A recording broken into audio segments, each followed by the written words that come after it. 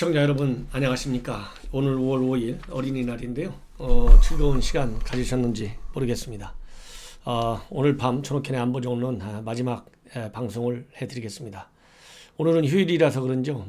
상당히 이렇게 뭐라 그럴까요? 굉장히 툭툭 튀는 그런 뉴스는 별로 없는 것 같습니다. 그래서 몇 가지 뉴스, 우리 국민 여러분들께서 관심을 가질 만한 뉴스, 짤막짤막한 논평과 함께 보내드리도록 하겠습니다.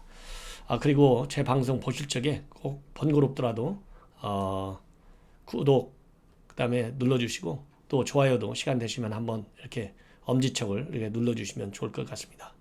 먼저 지금 사전 투표제 이것 때문에 사전 투표 여기 많은 특히 의혹을 가지고 있고 이 부정선거 아니냐 이런 의혹들이 아직도 계속되고 있습니다. 저는 개인적으로 물증은 없지만은 언론에 나오는 그런 의혹들, 그 다음에 정부가 발표하는 내용들 이런 거를 보면, 그리고 제 주변에서 이렇게 선거할 때 느꼈던 그런 의혹과 관련된 직접적으로 저에게 알려주는 내용들 이런 거를 전반적으로 보면 부정투표 부분적으로 한두 표 몇 표 이런 차이는 있을지 모르겠지만 그야말로 선거 판세를 바꿀 수 있는 그런 부정투표는 없었을 것이다. 이렇게 저는 믿고 있어요.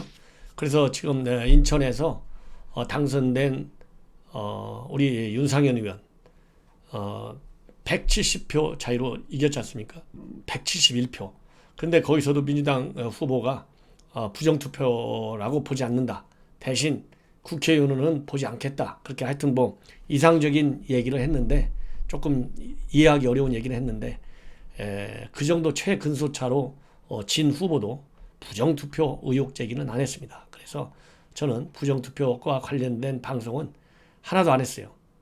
저한테 개인적으로 제보도 많이 왔고 또 댓글에도 부정투표 의혹을 계속 제기해달라 이런 댓글도 제가 들어봤는데 저는 거기에 동의하지 않습니다. 그런데 마침 오늘 홍준표 당선자, 이용호 당선자 둘 다 무소속이에요. 그런데 당은 달라요. 이용호 당선자는 호남 전북에서 무소속으로 당선돼서 당연히 이제 민주당으로 가겠죠. 그 다음에 홍준표 당선인 제가 더 이상 설명 안 해도 되죠. 빨리 복당하고 싶다 이렇게 얘기를 하고 있지만 지금 미래통합당에서는 복당 그렇게 쉽지 않다, 서둘 이유가 없다 이렇게 나오고 있어서 복당 절차가 언제 어떻게 될지는 모르겠지만은 한 사람은 민주당, 한 사람은 지금 통합당 정신적으로 그건 맞습니다. 그러나 이렇게 정반대척에 서 있는 사람들이 공통적인 것은 재검표 해봐야 소용없다. 부정투표? 지금 세상이 어느 세상인데 자유당 시절이냐? 없다. 이게 홍준표 당선자의 생각이고, 그 다음에 이용호 무소속 당선자도 부정투표보다는 거기서는 지금 현재 부정투표 의혹이 많이는 나오는 데가 사전투표 때문에 그렇지 않습니까? 그런데 이용호 의원의 당선자의 경우에 사전투표 제도 개선하거나 폐지해야 된다. 이렇게 얘기를 하고 있어요.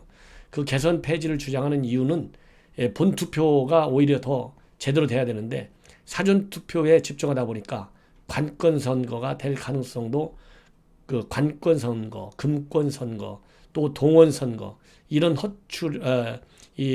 허점에 노출돼 있다. 그래서 이러한 사전투표 없애져야 된다. 그리고 일부 지역에서는 사전투표가 오히려 본투표보다 많은 지역도 있는데 뭔가 이거는 잘못됐다. 그래서 이러한 그 역효과에 대해서 정치권이 제도 개선을 해야 된다. 이렇게 주장했는데 두 분 다 저는 생각이 저하고 비슷하다. 이런 말씀을 드리고 싶어요. 그리고 또 하나, 우리가 이 정치가 양극화되면서 말이죠. 왜냐하면 이번 선거는 지난 안철수 대표가 느닷없이 제3당 정치가 필요하다 해가지고 그런 3당을 하나 만들어서 나온 이후로는 이 3당이 상당수 표도 얻고 그랬는데 이번 선거에서는 오랜만에 양당 선거 중심으로 됐어요. 이러다 보니까 이 프레임 전쟁이 일어나고 여당한테 조금 듣기 싫은 소리 하면 이 친문 쪽에서 난리를 일으키고, 그래도 이제 야당, 그러니까 여당을 좋아한다고 해서 미래통합당을 중심으로 한 보수 야권에서 여당 쪽 친문 세력들을, 그렇게 친문 세력들이 일제히 일어나가지고 문자 폭탄, 전화 난리를 치는 거에 비하면 상당히 점잖았습니다. 그럼에도 불구하고 어쨌든지 간에 특히 연예인들, 굉장히 곤욕을 많이 치르고 있어요. 그래서 이렇게 양극화되면서 정당이 양당 체제로 가면서 이 프레임 전쟁, 좌냐 우냐, 이것은 지금 정상적인 대한민국 정치 발전에 저는 해를 끼치고 있다. 이런 거는 성숙한 정치의식, 그리고 정치의 선진화, 이런 거에 맞지 않다. 더군다나 우리 대한민국 교육 수준이 세계 1, 2위지 않습니까? 여기에도 맞지 않다. 빨리 이런 거는 이런 그 문화, 양극화에서 나오는 특정 특히 연예인들에 대한 이해할 수 없을 정도의 모욕적인 비판, 이런 거는 지양해야 된다. 이런 말씀을 드리고 싶은데, 왜냐하면 엊그제 일요일 날 GP 총격이 있었잖아요. 지금 이것이 이제 유엔 차원에서, 유엔사 차원에서도 지금 조사가 진행 중에 있는데, 이걸 가지고 참 걱정스럽다. 예, 총격이 나니까 이러한 걱정하는 마음에서 틀림없이 이런 관련 기사를 본인의 SNS에 올렸을 텐데, 그 아무 의견을 거기에 표출을 하지도 않고 그냥 나와 있는 기사를 링크한 것 하나만으로도 난리치고 욕을 하고 이러는 문화, 이거 시정해야 되지 않겠습니까? 바로 누구냐면 지금 현재 아이돌 그룹이라고 합니다. 걸그룹 베리굿 멤버 조연 씨를 두고 한 얘기예요. 저는 참 이거 방송을 왜 하냐면, 이 정상적인 프레임이 아니고 비정상적인 프레임을 걸어서 연예인이든 누구든 간에 이렇게 몰빵으로다가 밀어제끼면, 욕하고 나면 제대로 된 국가 운영도 안 될 뿐만 아니라 국민을 양분시켜서 정상적인 국가 발전과 그리고 성숙한 사회, 시민사회의 건강함, 이런 거를 해치기 때문에 제가 이 방송을 해드립니다. 그래서 이 걸그룹 멤버 이 조연, 이 베리굿 멤버 조연을 두고 지금 난리를 치고 있다고 그래요. 이 북한군이 우리 군 감시초소에 총격을 가해온 내용, 이 기사 하나 때문에 그렇다고 합니다. 예, 아무런 언급도 안 했는데, 이러다 보니까 하태경 의원이 이거 문제 있다. 예, 그래서 더군다나 조연도 나쁜 의도는 없었다. 이렇게 하면서 이제 워낙 본인도 어이가 없으니까 이 게시물을 내렸다고 합니다. 이래가지고서야 정상적인 자유민주주의를 우리 대한민국이 할 수 있는 토양이 지금 잘 갖춰져 있는데, 이런 세력들 때문에, 이런 인물들 때문에, 인사들 때문에 정상적인 정치 발전에 해악을 준다. 이것이 저의 생각입니다.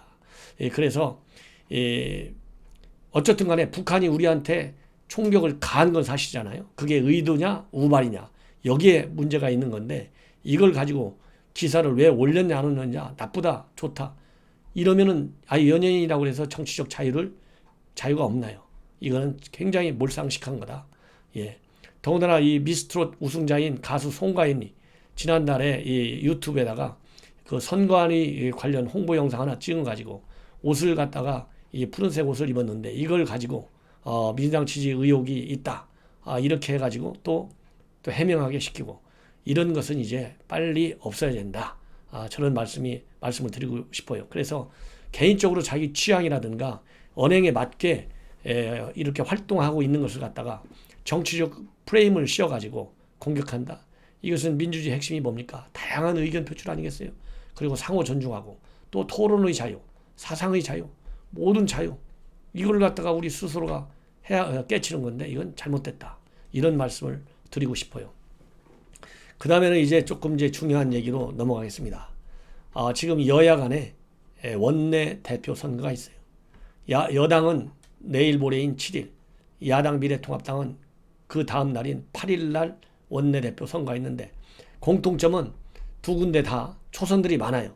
그래서 초선들이 이 원내대표의 의견들을 직접 듣고 싶다. 그래서 난상 토론을 한번 하자. 이런 것이 새로운 풍속도인 것 같습니다. 그런데 여당의 경우에는 압도적 다수, 그야말로 잔칫 분위기지 않습니까? 그리고 지금 여당은 완전히 친문 일색이에요.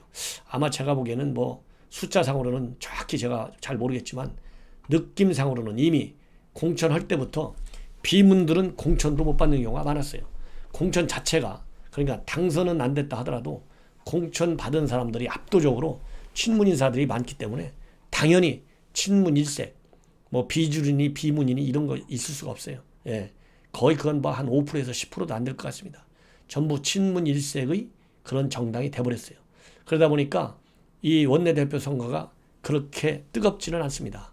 그래도 당사자들은 굉장히 지금 뜨겁게 열기를 느끼면서 모든 방법을 통해서 전화도 걸고 문자도 보내고 또 스킨십 활동도 많이 하고 이렇게 선거 전에 상당히 몰두하고 있다고 그래요.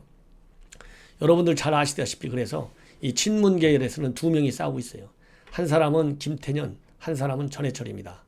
그래서 이 김태년 의원은 경기 성남 수정 출신, 수정 지역구 사선이고, 전해철 의원은 경기 안산 상록갑의 삼선이에요. 둘 다 친문의 핵심입니다. 그래서 전해철 의원 같은 경우에는 경기도당 위원장도 했고 최고위원도 했고 또 노무현 정부 때 민정수석 비서관을 했어요. 그리고 김태년 의원은 전남 순천 출생이고 또 국정기획자문위원회 부위원장, 더불어민주당 정책위원회 의장을 했어요. 둘 다 출생은 전해철 의원은 전남 목포, 그 다음에 김태년 의원은 전남 순천 출생입니다. 그래서 비슷비슷합니다. 이 두 사람이 한 사람 김태년 의원은 4선 그리고 전해철 의원은 3선. 그래서 둘이서 지금 엄청 열심히 하고 있는데 이 김태년 의원은 두 번째 원내 대표에 출마한 것이고 전해철 의원은 처음 출마한 것이 차이점이고요. 한명 정성호 의원, 이분은 강원도 양구 출신입니다. 기재위 위원장을 했고 그 다음에 비대위원도 한 사람이에요. 4선 의원인데 굳이 분류한다면 정성호 의원은 비문이라고 합니다. 그래서 굉장히 큰 뭐라고 그럴까 지금 선거임에도 불구하고 겉으로 드러나게 계파 중심별로 즉 조직투표, 계파투표 이것은 이번에는 보여주기가 어렵다. 어차피 친문들끼리의 선거다. 그러다 보니까 어느 한쪽으로 예를 들어서 친문 중에서도 예를 들어서 이 김태년 의원하고 이제 전해철 의원인데 이 친문 표심 가지고서 한쪽으로 쏠리는 그런 표를 받기는 어려울 것이다. 이렇게 평가를 받고 있다고 합니다. 그래서 이 김태년 의원의 경우에는 이미 이번 선거에서 당권파, 즉 공천을 책임진 당권파라고 하는 배경, 그 다음에 정책위 의장이라고 하는 경력 이런 것 때문에 조금 어필을 하고 있고요. 그 다음에 전해철 의원은 성골 친문이라는 파워 그리고 원조 친문계의 지원을 받고 있다고 합니다. 왜냐하면 원조 친문계 의원들로 구성되어 있는 부엉이 모임이 있는데 부엉이 모임 아시죠? 여러분들 노무현 대통령 그 불행한 사건이 터진 그 바위가 부엉이 바위 아니겠습니까? 그래서 이런 그 원조 친문계의 지원까지 받는 전해철이 유리하냐 아니면 그런 재수생이라고 하는 측면에서 그리고 이번 총선에 기여한 당권파라고 하는 측면에서 유리하냐 아니면 비주류가 유리하냐 이런 것이 지금 관전 포인트가 되고 있어요. 그런데 제가 보기에는 앞에서 말씀드린 대로 압도적으로 친문 계열의 의원들이기 때문에 친문 세력이 둘로 나눠진다 하더라도 워낙 비문이 없기 때문에 이 앞에서 말한 김태년과 그리고 전해철 두 분의 이제 이 경쟁이 될 것이 아니겠느냐. 그러면은 거기에서 좀 더 큰 변수를 본다면 이낙연 총리 계통이 낙연하니까 NY잖아요. 이 NY계 줄 서는 사람들이 요즘 많대요. 왜냐하면 당 대표 나올지도 모르겠고 또 막강한 대선 후보다 보니까 그래서 이 NY계가 어떻게 움직이느냐 그리고 NY가 어떤 조금 색깔을 갖고 있느냐 이런 점이 앞으로 좀 변수가 되지 않을까. 그러나 이제 이낙연 지금 당선자도 몸조심을 엄청 해야 되잖아요. 어설프가 청와대 눈치도 보지 않고 자기 목소리를 내다가는 언제 어떻게 될지 모르지 않습니까? 그리고 정치 선수잖아요. 안 해본 거 없으니까. 그래서 쉽게 표심을 자기의 생각을 내놓지 않을 것이다. 저는 그렇게 생각합니다. 그래서 제가 보기에는 동정표 향배가 그리고 초선들의 향배가 얼마나 중요하냐인데 앞에 말씀드린 대로 성골 진문은 전해철 의원이 가깝습니다. 그리고 또 지금까지 당권은 이해찬 대표거든요. 그건 김태년 의원의 경우 또 이해찬 계열로 분류되어 있어요. 그래서 잘 모르겠는데 한번 지켜보시죠. 저도 생각은 있는데 또 틀렸다고 또 난리 칠지 몰라서 그냥 조용히 있겠습니다. 그리고 남의 집 잔치인데 제가 거기에 대해서 크게 개의치 않습니다. 저의 관점에서 본다면 누가 제1야당 이제 따질 때가 아니죠. 미래통합당 야당의 의견을 존중하면서 성숙한 민주주의 방식으로 국회를 운영할 수 있는 포용력과 그리고 판단력 그리고 정치적인 어떤 그 신념이랄까요? 이런 걸 가진 사람이 당선되기를 바랄 뿐입니다. 예. 다음에는 이제 미래통합당 원내대표 선거인데요. 복잡합니다. 무려 4명이나 나왔어요. 권영세, 주호영, 이명수, 김태형. 그 짝짓기도 지금 대충 되어 있는데 전부 다 영남권으로 다 눈이 가 있어요. 왜냐하면 충청권 이명수, 김태형이거든요.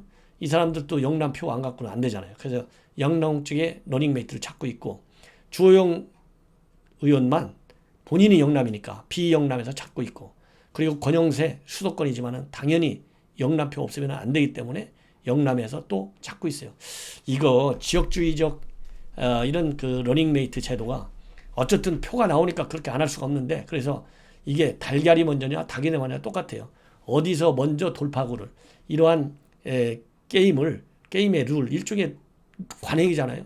전부 영남권으로 출세면 그래서 이게 이제 잘못하면 영남당으로 전락하는 거 아니냐라는 또 우려가 있지만은 정치는 현실이니까 표가 나오는 대로 줄도 서고 줄을 만들어야 되니까요. 그래서 권영세 당선인의 경우에는 조혜진 그 다음에 영남이잖아요.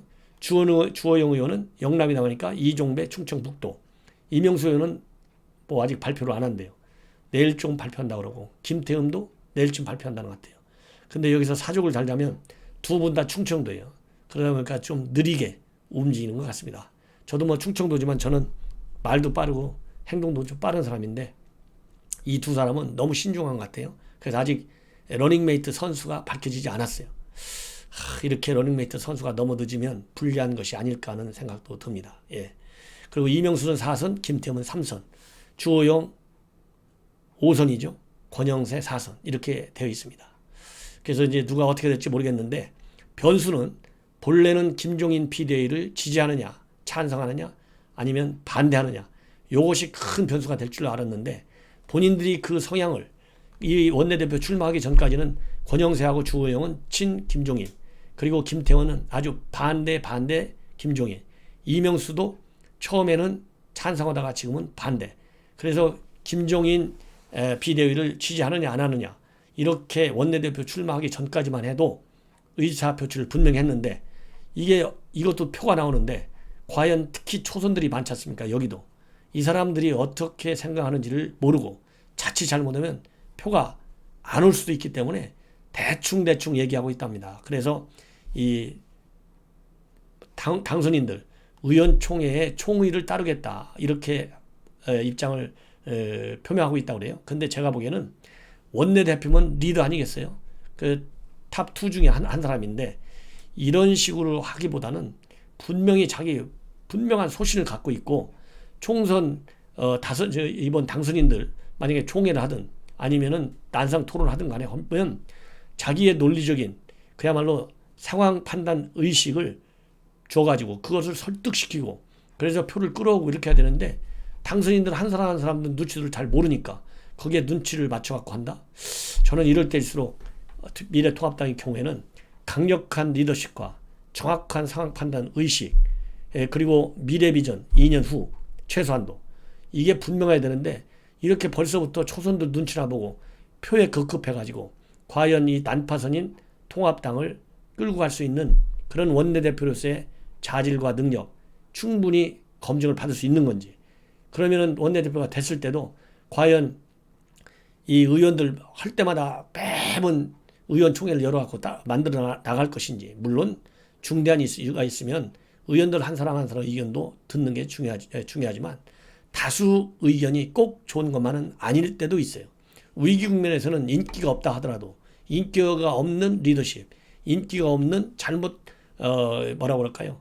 그런 당 운영 방안이라 하더라도 그야말로 좌고우면하지 않고 여당을 이길 수 있는 2년 후에 대선이든 지방선거든 본인이 여러 가지 정치 경험과 관록 또 이 주변 판단을 볼 때 다수는 아니지만 소수 의견이라도 밀어붙일 수가 있을 때는 밀어붙여야 되는데 이렇게 당선에만 급급해가지고 나온다.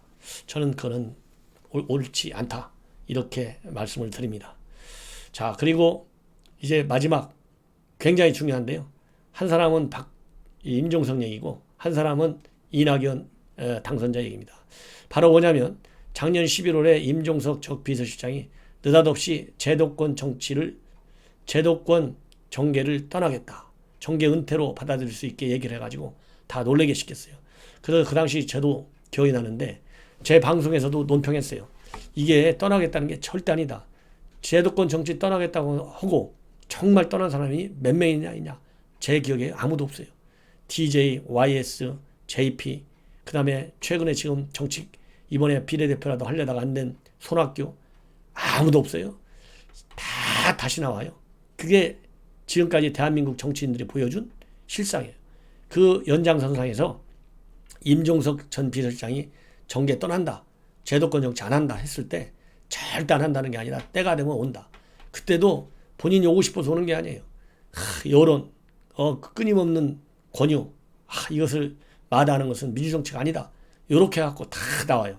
그래서 저도 그렇게 논평을 했는데 이번 총선에서 총선 불출마를 했지만 결국 뛰어다녔잖아요.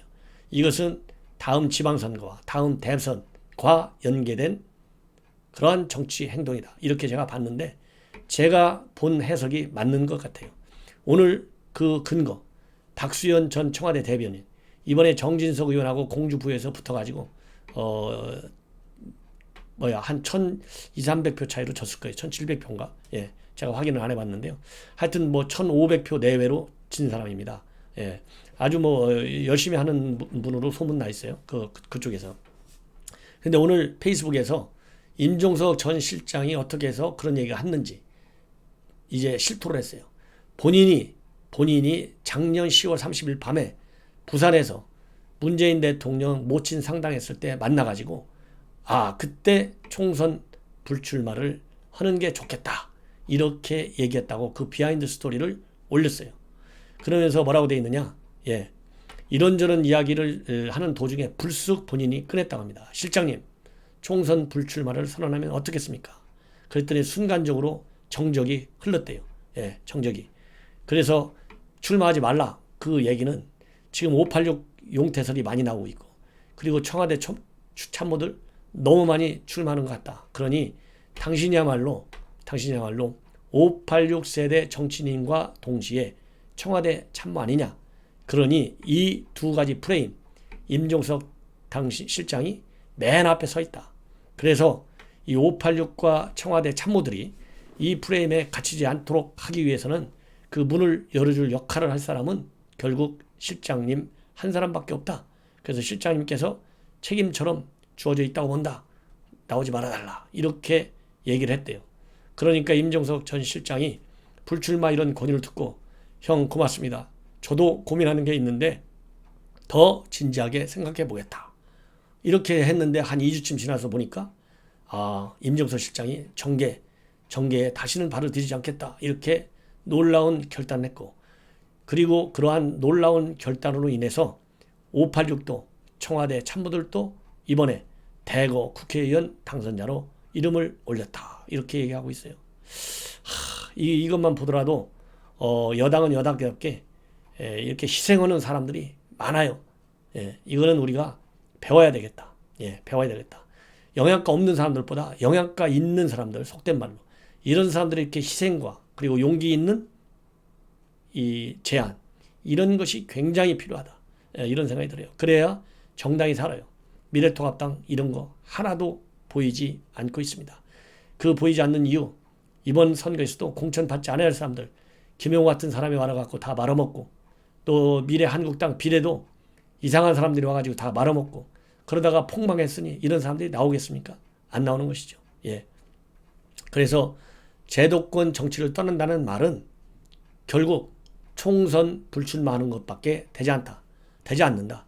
그래서 총선 불출마라는 피 한 방울의 헌혈이었으면 충분하다. 이렇게 박수현 전 대변인이 얘기하면서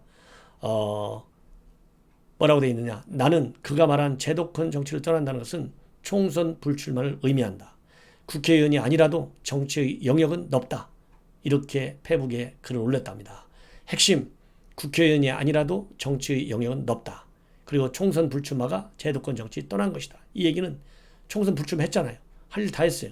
약속을 지켰다는 겁니다. 그리고 정치의 영역은 넓다. 정치 영역이 뭡니까? 임종석이가 어디 뭐 구청장 나가겠어요? 안 나가잖아요. 군수 나가겠어요? 아니잖아요. 그러면 광역지방자치단체장 아니면 대선.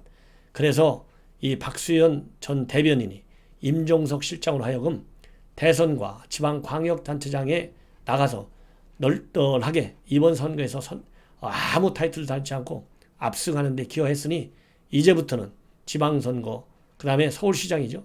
대선을 향해서 뛰어달라 이렇게 요구하고 그런 여론을 이제 친문계열을 중심으로 해서 여론화 시켜가지고 정당화시킬 수 있는 임종석 전 실장이 이제 정치권 밖으로 제도권 안으로 들어왔을 때 정당성을 마련해주는 발판을 만들어놨다.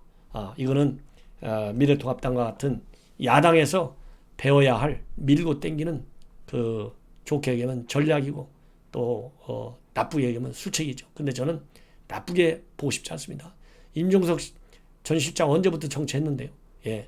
그리고 아까도 얘기했잖아요. 역대 임종석보다 훨씬 훌륭한 정치인들 전부 정계 떠난다고 그러고 지킨 사람이 없어요. 그래서 능력이 있으면 국민한테 심판받으면 된다. 나오십시오. 예. 지금 뭐 누가 한 사람이 나오고 안 나오고가 대한민국 정치판 야권 판도에 영향을 주지 않습니다. 예. 그리고 마지막으로 하나만 이낙연 당선자가 오늘 2000 얼마 전에 대형 화재가 있었죠. 그래서 사망자가 무려 38명, 사망자 포함해서 48명이나 나온 엄청난 그런 화재가 있었습니다. 2000 물류창고 이 화재인데 오늘 4시께 이낙연 당선자가 유족들을 우위로하러 갔다가 좀 봉변을 당하고 나왔다고 합니다. 예. 그 체육관에 마련된 유가족 대기실에서 유가족 30여 명하고 면담을 가졌는데 거기에 관해서 유가족들이 도대체 이번 사고 대책이나 갖고 왔느냐? 정치인들 왔다 갔다 말만 하고 있고 옛날에 나온 얘기나 전부 반복하고 있고 이럴 바에는 오지 말아라. 예, 올 필요가 뭐가 있느냐. 예. 그래서 그러다 보니까 상당히 불편했고 또 이 전 총리가 이제 당연히 불편한 기색을 좀 표출한 것 같아요. 대책 갖고 왔느냐? 그러니까 지금 현직에 있지 않아서 책임 있는 위치에 있는 게 아니다. 또 여러분 말씀을 잘 전달하고 이른 시일 내에 협의가 마무리되도록 돕겠다. 그리고 이 무슨 대책이 있느냐? 유가족들이 물어보니까 책임자 처벌을 포함해서 기존 법에 따른 조치는 이행될 것이고 미비한 것은 보완이 될 것이다. 예. 예, 그리고 이제 유족들이 계속해서 대안 내놔라. 이렇게 격앙된 반응이 나오니까 저는 국회의원도 아니고 그냥 한 조문객으로 왔다. 여러분들의 마음을 전달하고 말씀드렸다. 이렇게 하면서 한 10분 정도만 면담을 하고 상황을 빠져나왔다고 합니다. 예. 자, 제가 보기에는요. 이게 총선 전에 이러한 물류창고 화재가 났고 그때 이낙연 이제 후보의 자격이겠죠.